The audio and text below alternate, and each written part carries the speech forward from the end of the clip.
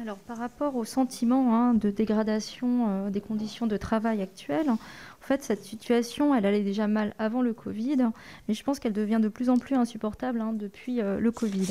Et je voudrais vous rappeler quand même quelques phrases du président le 25 mars 2020, lorsqu'il est venu à Mulhouse, situation catastrophique à Mulhouse, vous vous rappelez, où on avait dû monter un hôpital militaire sur un parking.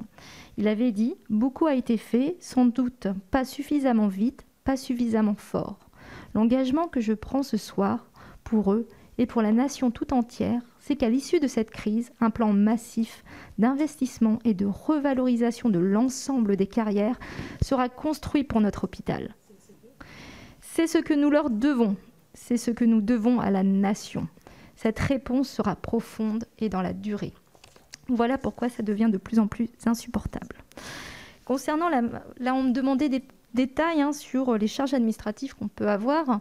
Effectivement, en plus des tâches inhérentes aux médecins, par exemple, lorsque j'ai besoin d'un nouvel appareil de monitorage hémodynamique dans mon service de réanimation,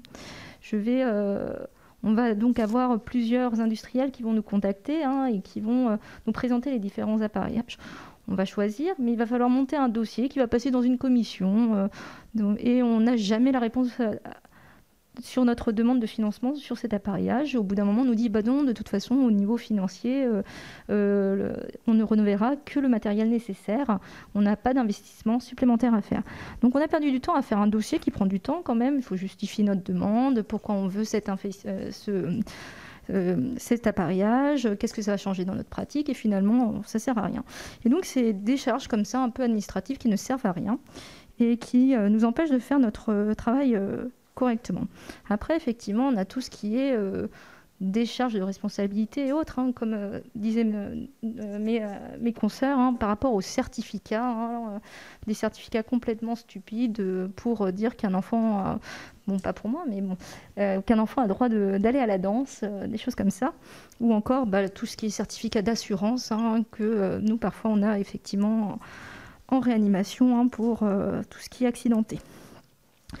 Tout à l'heure, on parlait également du lien ville-hôpital qui était nécessaire. Et effectivement, le statut de PH, le statut unique de PH qui prévoyait en fait un pourcentage d'exercice, de définir en fait pour chaque praticien un pourcentage d'exercice à l'hôpital et à la ville, pourrait effectivement favoriser un exercice mixte qui s'est perdu effectivement à la suppression des postes de praticiens attachés. Effectivement, ce sont les premiers postes qui ont été supprimés, non renouvelés pour des raisons budgétaires.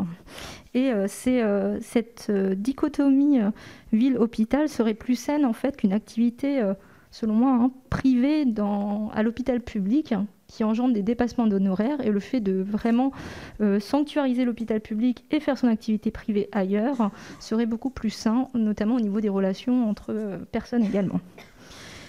On avait déjà évoqué avant le virage ambulatoire qui est nécessaire pour désengorger l'hôpital, et ça c'est vraiment au prix d'une formation augmentée de médecins généralistes, je pense, avec des ratios à 50-50 au minimum qui seraient nécessaires pour pouvoir réinvestir la ville.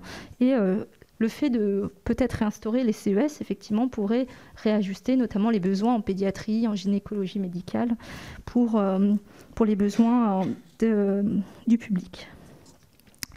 Vous me demandiez par rapport à la grille de PH ce qu'il en était. Donc actuellement, Jeunes Médecins a déposé un recours au Conseil d'État. Nous n'avons pas de nouvelles pour l'instant. Et donc les 8000 PH également qui ont fait le recours auprès de leur tribunal administratif n'ont pas de nouvelles sur leur déclassement. On en est là pour l'instant.